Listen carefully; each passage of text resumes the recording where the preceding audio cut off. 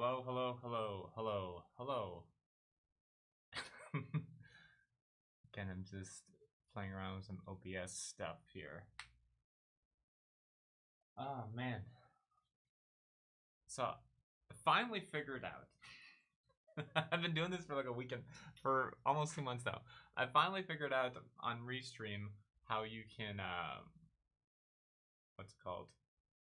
I finally figured out on Restream, you can like make an event for YouTube and Twitch at the same time, so people who are subscribed to know when you're going to stream. Okay, so I've been trying to make those events, but in OBS, when I click the button, it would always create like a new event, like for the last month and a half. So I finally figured out 5 minutes ago how to stream to the event that I had made a week ago, and like it was way more complicated. Like yeah, way more complicated than I thought. But now that I've streamed to this event, I can't see the chat on OBS for YouTube, Twitch, and Discord all at the same time. So right now I'm only monitoring the YouTube chat because I don't know how to figure that out. That's the good thing about I'm still early streaming, so there isn't like thousands of people I have to worry about. So it's great that I'm working out all the kinks now, because I would hate to think figuring all these technical difficulties out during like a 1,000-person event would be like. But luckily, it's low pressure. We're all on this journey together, and so I'm messing around on this kind of thing. But yeah, so far life's been good out in Taiwan. Been about 2 weeks into studying Chinese every day now at a language school. It's definitely not easy. Definitely not easy, but it's worth it. I can feel myself getting better, so that's good. But today I want to go over some. I'm looking at my notes right now. I want to go over some cool NFT projects I'm personally pretty stoked about. So my two main focuses, well, maybe three, but two main focuses over the last little while has been learning Chinese and reading up on NFT stuff and reading up on crypto stuff in general. And I heard a good quote a few weeks ago, which was, it doesn't matter, it matters which boat you pick. It doesn't matter how hard you row. And I believe it was Warren Buffett who said that. And that means, instead of worrying about, you can only work so hard, you can only work so many hours, but if you pick the wrong boat, like if you pick the wrong opportunity, you'll never, like it just, some opportunities just don't explode in growth like others.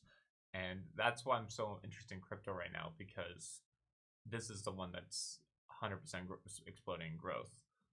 So today I want to show you some of the projects I've been following. Just grabbing the notes here. Some of the projects I've been following, and some podcasts I've been listening to as well. Is this it? Yeah, okay. This one, and I'm just grabbing my notes.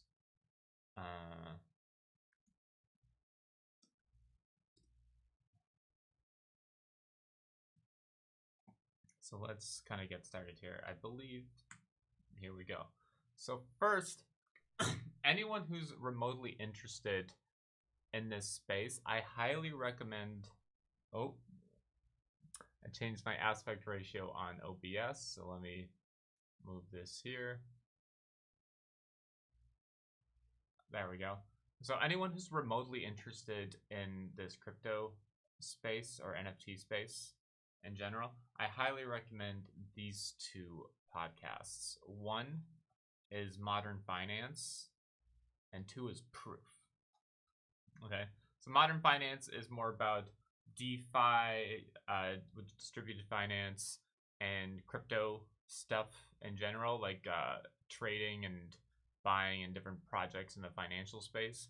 And Proof is 100% about NFTs. And both podcasts are done by Kevin Rose, and you might be familiar from him. If you used to watch Tech TV back in the day, I was a big Tech TV fan back like 15 years ago. But this was also the guy who made dig.com, if y'all remember, which is like pre-Reddit. I think I went from first I spent a bunch of time on Slashdot, and then I spent a bunch of time on dig.com, and now I'm addicted to Reddit. But this guy, he's been in the media industry for a while. Obviously, he started Dig, so he's been on that side. And for the last few years, he's been an investor in different startups and really heavily on the crypto side for a while. So the reason why I like this particular podcast is it's not just a bunch of guys analyzing candlestick graphs. I basically avoid any technical analysis content for crypto because that's not the price going up and down. While it's cool, and like, don't get me wrong, I like making money too. The price going up and down isn't the main motivator for me. I'm really interested to learn about the use cases for this tech, because when you know what the use cases are, you can start figuring out new opportunities. And when you figure out the new opportunities, that's where all the explosion in growth is. This is actually where I've gotten a lot of my info over the last like month or so. I'll go on bike rides and listen to this podcast, so I can't recommend this enough. So they'll go over things like fractionalized home loans on the blockchain. This was a great episode. This was talking to a guy, to a company working on a project for loaning out money for mortgages. Like, pretty cool. And then on Proof, this is all on the NFT spot. This is where I've learned a bunch about like some of the NFT, and especially on the NFT gaming side. Particular episode I really want to point out here is the play to earn gaming with Yield Guild Games. Everyone should listen to this one. This one is great. It gets into DAOs, which if I recall correctly, DAO stands for Decentralized Autonomous Organizations. Yeah, it gets in a little bit on DAOs, and really, it's kind of, like, listen to this. I really started seeing the future here. So, one of the topics to cover in this episode was there's a DAO that'll buy NFTs for games like Axes of Allies, and from that DAO, they're able to find really good players and loan them out these NFTs to go farming or to do something. So it's kind of cool when you think about it. Now you're able to do things. Before you'd need like the game creator to kind of create this logic for you and build it in the game. But the nature of what blockchain allows you to do, which like give items to people. You can do things like set up a decentralized autonomous organization, find the best players, and then vote, like basically vote on what players people think are the best, and allow them to use these NFTs that the whole organization has gathered to give these players an edge to, in turn, win more battles or win more levels or whatever, gain more experience, farm better, and in turn get more NFTs, different NFTs, which increase the value even more. So instead of thinking of it as like, I'm playing a game, I own these items, you can set it up in a way where it's like, my whole clan, my whole group, we own these items in such a way. And not only can these NFTs be related to in-game items in, for example, an Axes of Ally game or some game like that, but as a developer, if I'm a game developer and I want some built-in marketing, what I can do is I can create my own game that uses these NFTs that already exist in my game. And just by the fact that now I have a game, now I've created a game that you can use your NFTs in, that anyone who owns those kind of NFTs would be interested in like playing around with them. So it increases the chances of them playing your game, which is like cool. That's a cool opportunity that's only started to exist over the last like 6 months or so. Still early. And that reminds me of this other project, Loot. So I think I mentioned this before, but I love this example. Basically, this guy tweeted. I think this was the guy who made Vine, if I recall correctly. If anyone doesn't remember Vine, Vine was like TikTok before TikTok existed. And he tweeted that they made these NFTs called Loot. And they just have these vague generalized names like Divine Hood, Hard Leather Belt, Gold Ring. And they put all these Loot NFTs into 8,000 different bags. And then you're able to buy these on OpenSea. Yeah, you're able to buy these on OpenSea.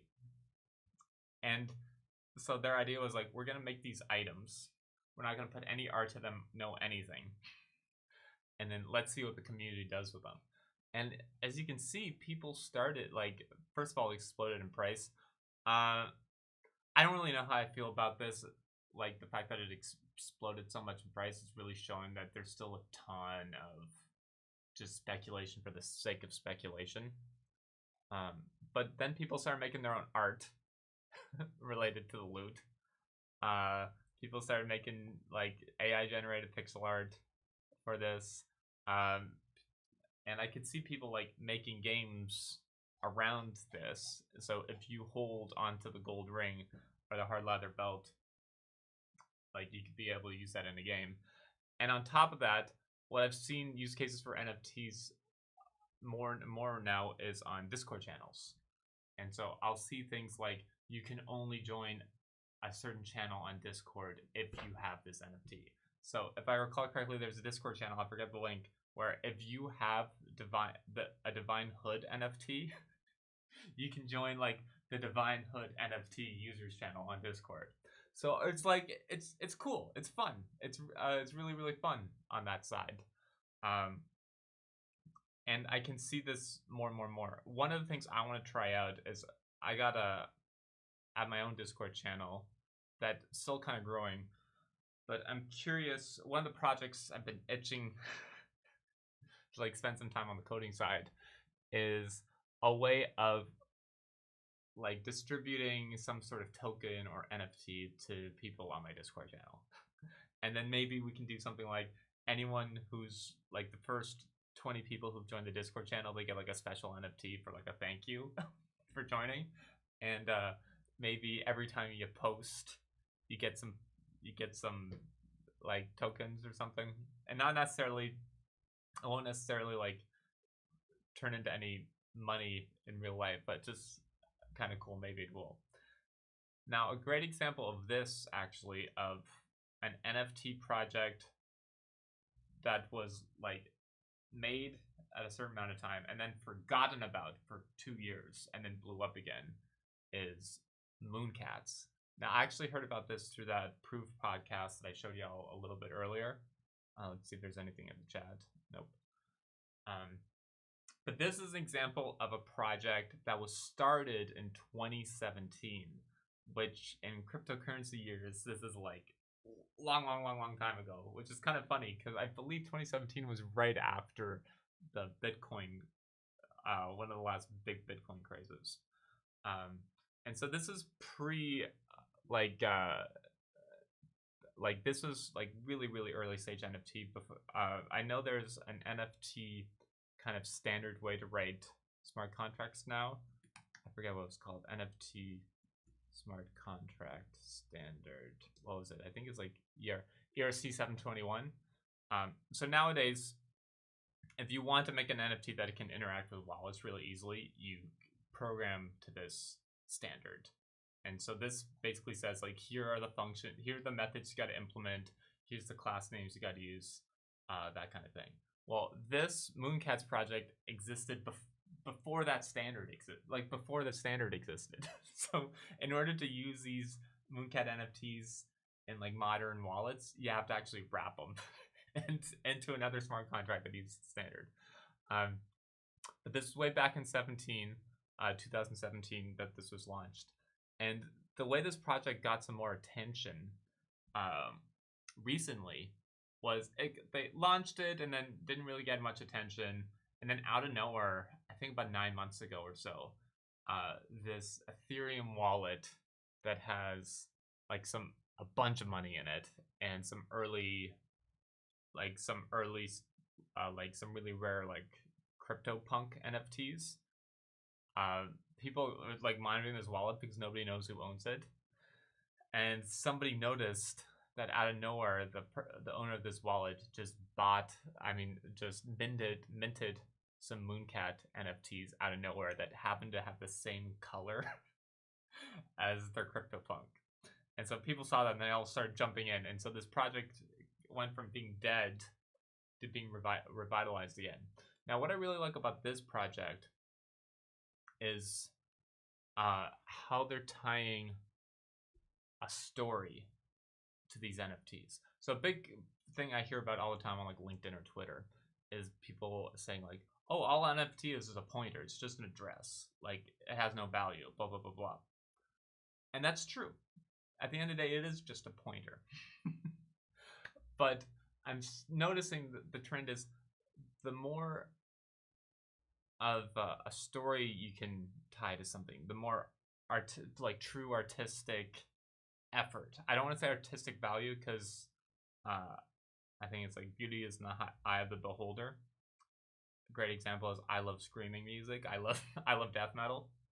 I don't expect everyone to love Dillinger Escape Plan, but I love Dillinger Escape Plan. So, like when I found out that the singer from Dillinger Escape Plan made like a techno side project, you bet your butt I was the first person to sign up for their mailing list. And you bet your butt when I found out that they were going to make a limited edition run of albums for the singer of the Dillinger Escape Plan's like electronic music project, you bet your butt I bought one and it was hand numbered. So that was really, really valuable to me personally because I have an emotional tie to the music. Another great example is I used to work for the NFL. At the end of the day, all football really is, if you think about it, is a bunch of guys on a field throwing a ball around. But there's a huge emotional tie to football. Huge emotional tie to football. And so the more emotion there is tied to something, the more value there is to it. And the more, one way you can represent value is with money, monetary value. That's why like you could buy old football tickets to a game that's already happened. You can buy those on eBay. Because there's sentimental value for still having those.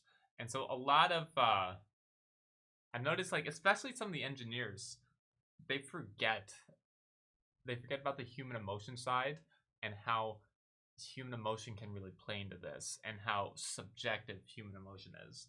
So that brings me into this example. I love that there's like there's a story assigned to these NFTs. So what gives the value, what gives that human emotion hook is the story. It's the story of these like million or so cats on the moon and you have to rescue them.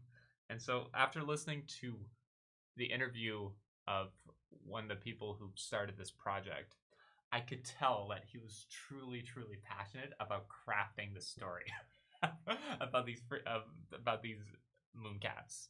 And so then you start using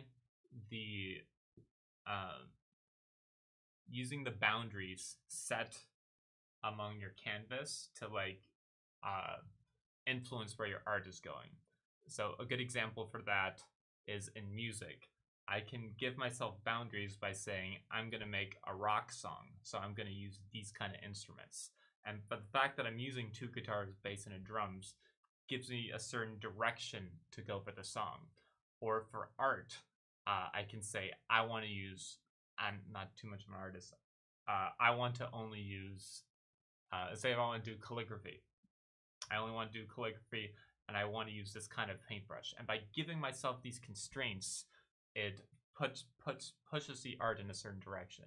So this is what I'm saying on this side is I really like how they were using the constraints of of blockchain technology to push the narrative of the story. So a great example of that is part of these NFTs. I can't remember exactly, but a good chunk of these NFTs were lost. and I think it was by accident. I got to re-listen to the Proof podcast, but there's a chunk of these NFTs that were basically lost. And so what they did was they used that fact and said, "Oh, these aren't lost. These were the moon cats that decided to stay on the moon, and they sacrificed themselves in order to help the other moon cats escape." I just think that's freaking hilarious and cute. So they preserved the 2017 version of their website just so you can take a look, but their modern one, you can buy some moon-cats. Depending on the ones you have, you can join their Discord. Now they're starting to sell accessories for the moon-cats, so you can buy like a little hat for your moon-cat. And now you remember though, because this is on like the blockchain, which is a database that's shared everywhere, I can make a website if I wanted to.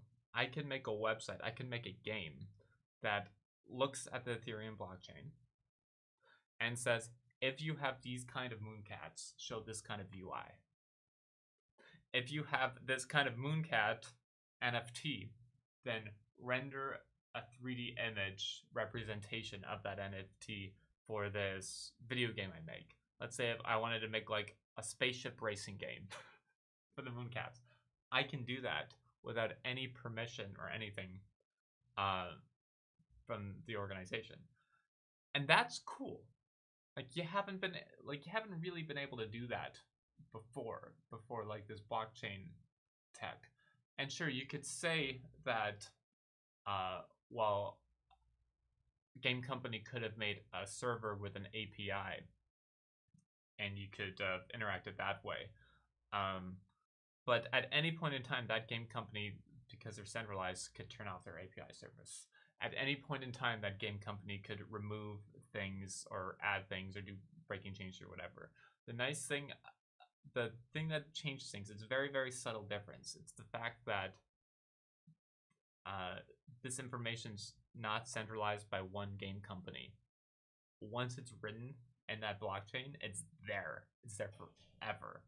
Or at least until people stop mining Ethereum. And I don't see that not mining. It's there until people stop like putting up nodes on the Ethereum network, and I don't see that slowing down ever, frankly. Because as long as there's at least one Ethereum node up, that information is still going to be there. And there's too much of a financial incentive now in this blockchain space, being really, really, really young. There's too much of a financial incentive for Ethereum nodes to go down, I believe. That might change when Ethereum 2.0 kind of comes out, but I don't see that coming. I don't see that coming out anytime soon. That's the difference. Is before you could have this data disappear, like a game could be gone, but this was a really good example of what happens on a project that quote unquote disappeared. This project was basically dormant for 2.5 years. And then was revitalized about a year ago, just almost out of nowhere. That's cool, and I think we're gonna see that more and more in the coming years. We're gonna see these quote unquote early projects that were dormant, that people are going to choose to assign value to, like later, and because all the info there and it's open and decentralized, it'll already be there. So I kind of see it as, if you think of open source code as, I don't know if anyone was an engineer like over 10 years ago, 15 years ago.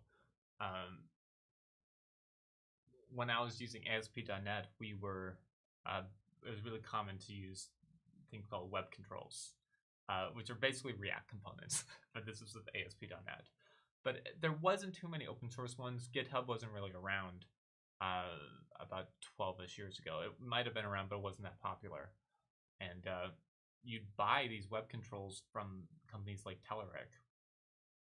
But nowadays, you can get free React component code that's higher quality than the paid Telerik controls back in the day. And that's because like code is being shared all over the place, being shared everywhere. So if you think of, we went from just sharing code, now we're really sharing data with the blockchain, and like that little change is allowing us to do like some really clever ideas. And then I think, oh yeah, official wrapped moonpads. So OpenSea is a website where you can purchase NFTs. How much can I buy one for, I wonder? What's this say? 7 Ethereum. Ha! Anyone want to give me 7 Ethereum? Holy cow, 25,000 US dollars. It's like half an Ethereum. How much is half an Ethereum worth? 5 grand. Ugh.